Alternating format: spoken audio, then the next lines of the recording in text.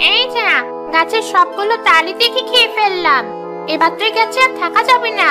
এবার আমাকে অন্য কোনো তাল গাছ খুঁজে বের করতে হবে।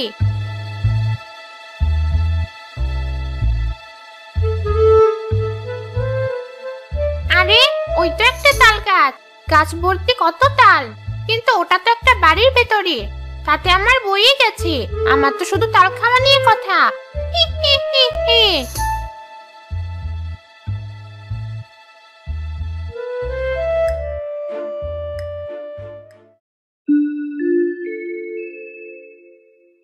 না, এবার আমাদের তাল গাছে অনেক তাল হয়েছে।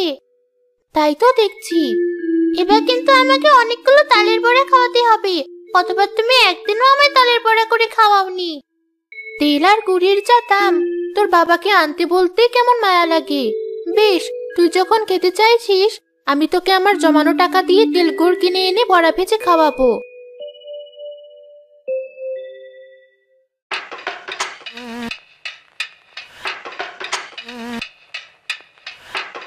তাল তো নয়, যেন অমৃত। কি স্বাদ! এবারে আটিগুলো যে কি করি। ওই তো উঠোনে একটা আমি খেলা করছি। আমি বরং আটিগুলোর মাথায় ছুরি মারি। হি হি হি হি।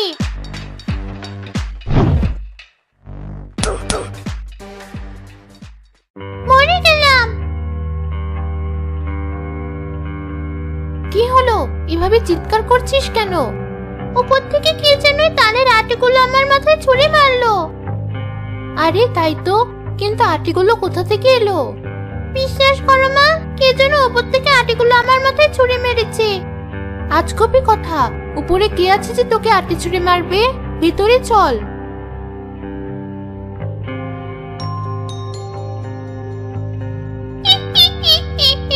বেশ হয়েছে, ভারী মজা তো এই বাড়ির তাল গাছে থেকে।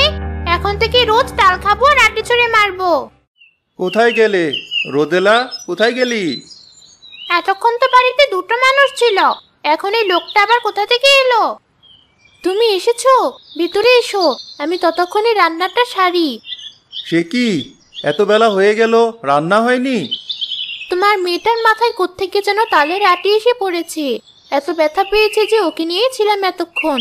তুমি যাও, আমি মাছগুলো ভেজে তোমাকে ভাত বেড়ে দিচ্ছি।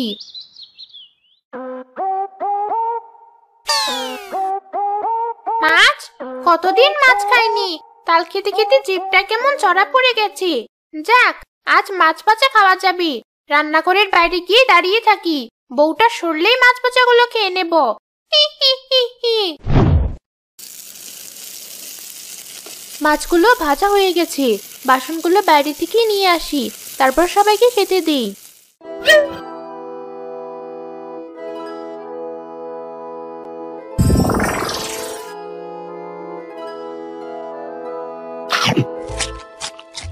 মাছ ভাজা খেতে মজা, সাথে আছে তাল।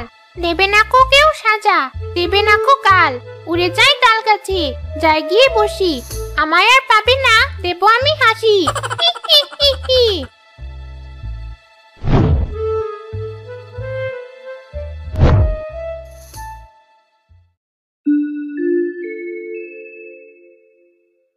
একই, মাছ ভাজাগুলো কোথায় গেল? আমি তো এক্ষুনি এখানে সবগুলো মাছ রেখে গেলাম। কি হলো, এখনো খেতে দিচ্ছ না কেন? আমি মাত্র মাছগুলো ভেজে এখানে রেখে গেলাম, এখন দেখছি এখানে একটাও মাছ নেই। কি বলছো তুমি? এতটা অসাবধান হলে চলে? ওই তো জানালাটা খোলা, নিশ্চয় ওদিক দিয়ে বিড়াল এসে মাছ খেয়ে চলে গেছে। কিন্তু হয়েছে, এবার যা আছে তাই দিয়ে আমায় খেতে দাও, আমাকে আবার বাইরে যেতে হবে।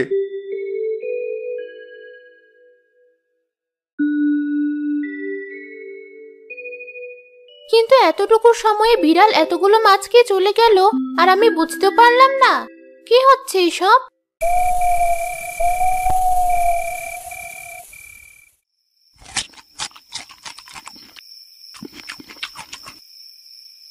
সবগুলো ঘুমে বিভোর। আমি থাকতে ঘুমাবে আর আমি জ্বালাবো না, তা কি করে হয়? এই আটিগুলো ওদের টিনের উপর ছুঁড়ে মারি, খুব মজা হবে। একটাও আরাম করে ঘুমাতে পারবে না। হি হি হি হি হি।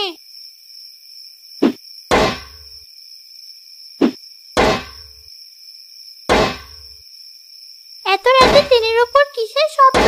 এই শব্দে তো একটু ঘুমাতে পারছি না। তাই তো দেখছি আজ সারাদিন কি সব হচ্ছে কিছুই বুঝতে পারছি না।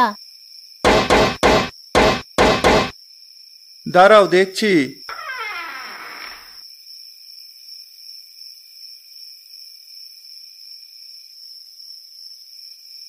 এ কি, এত তালের আটি কোথা থেকে এলো? তাহলে কি গাছে কোনো চোর উঠলো নাকি বাদুড়? কাল সকালে গাছ থেকে সবগুলো তাল পেড়ে ফেলবো। এখন বরং ঘুমিয়ে পড়ি।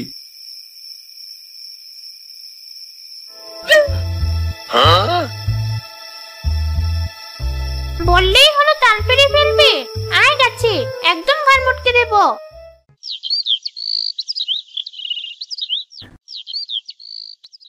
ভাবছি আজই গাছ থেকে সব তাল পেড়ে ফেলবো। সে কি, এত তাল তুমি কি করবে? এত তাল চোর বাদুরকে খাওয়ানোর চেয়ে যদি বাজারে নিয়ে বিক্রি করি তাতে কিছু পয়সা হবে। বাবা, পেড়ে ফেলো। মা, তুমি বলেছিলে এবার আমায় তালের বড়া করে খাওয়াবে। আচ্ছা, খাওয়াবো।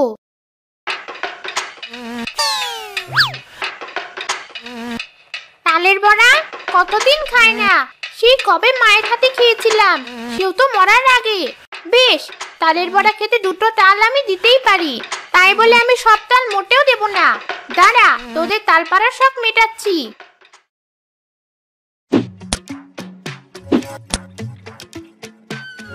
ওরে বাবা, মরে গেলাম। কি হলো? উপর থেকে দুটো তাল কি করে পড়লো? উপর থেকে তালগুলো কে ফেললো সেটাই তো বুঝতে পারলাম না। কাল আমার মাথাতে ওইভাবে কে যেন তালের আটি ছুরি মেরেছিল। তোমাকে আর তাল পাড়তে হবে না, বাদুড়ি খাক আর চড়ি খাক, তাল পাড়তে গিয়ে তোমাকে আমি হারাতে পারবো না। ভিতরে চলো।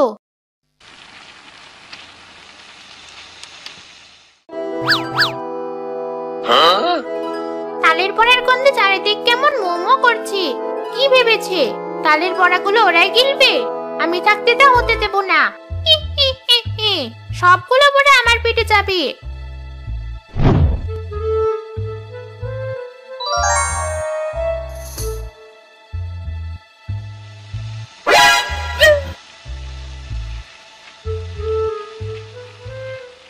একি মা, ওখানে গিয়ে দাঁড়িয়ে আছিস কেন? তোমার বড়া ভাজা দেখছি, কি ঘ্রাণ। মা, গরম গরম আমার হাতে দুটো দাও। এত গরম খেলে তোর হাত মুখ দুটোই পুড়বে। না মা, কিছু হবে না, তুমি দাও।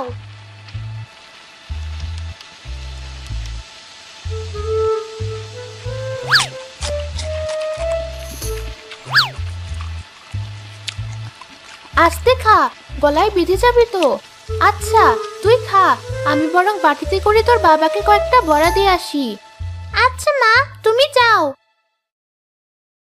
মিতা বাটিতে করে তালের বড়া ঘরে নিয়ে যেতেই দেখলো রাজীব আর রোদেলা বসে গল্প করছে। এ কি রোদেলা, তুই এখানে? তাহলে জানালার বাইরে কে দাঁড়িয়ে আছে? কাকে আমি তালের বড়া খাওয়ালাম? কি বলছো মা? আমি তো এখানেই বসে আছি। তাড়াতাড়ি চলো আমার সাথে, আমি সত্যি বলছি। রান্নাঘরের বাইরে অবিকল রোদেলার মতো দেখতে একটা মেয়ে দাঁড়িয়ে আছে।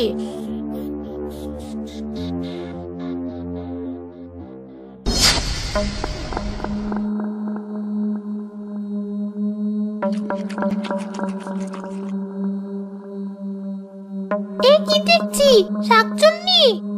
একদম চুপ, আমরা যে ওকে দেখে ফেলেছি এটা জানলেই ও আমাদের ক্ষতি করবে।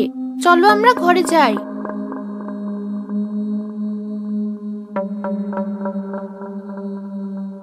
এর মানে এই 2 দিন যাবৎ উল্টাপাল্টা যা হচ্ছে তার সবই শাকচুন্নি করছে। হ্যাঁ বাবা, তার মানে তালের আটিগুলো ওই আমার মাথায় ফেলেছে, আর তোমার মাথাতেও তাল ওই ফেলেছে। কিন্তু এখন কি হবে? ভয় পেও না, আমি এক্ষুনি যাচ্ছি সাধু বাবার কাছে, তিনি নিশ্চয় একটা উপায় বের করবেন।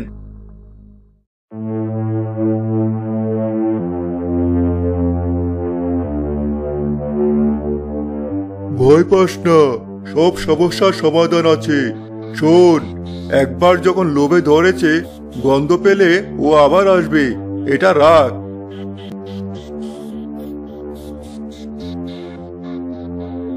বাড়িতে গিয়ে বউকে বলবি এই তেলে মাছ ভাজতে, আর শাকচুনি মাছ ভাজার গন্ধ পেয়ে যখনই আসবে তার হাতে এই গরম তেল ঢেলে দিবি, ওখানেও শেষ হয়ে যাবে।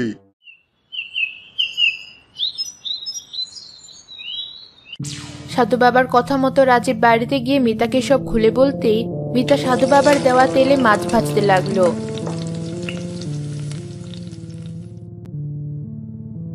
মাছ ভাজার গন্ধ, যাই খেয়ে আসি।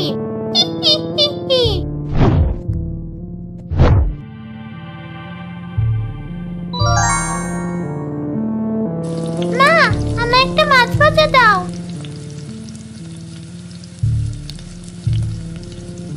হ্যাঁ মা, দিচ্ছি।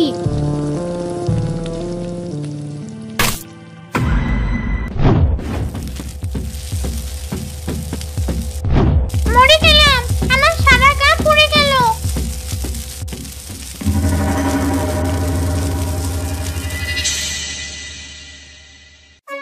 আর এই শাকচুন্নি আমাদেরকে জ্বালাবে না। শোনো, এবার ভালো করে বাকি মাছগুলো ভেজে ফেলো। দেখি, শাকচুনি না পারলেও আজ কিন্তু আমরা ঠিকই মাছ ভাজা দিয়ে ভাত খাবো।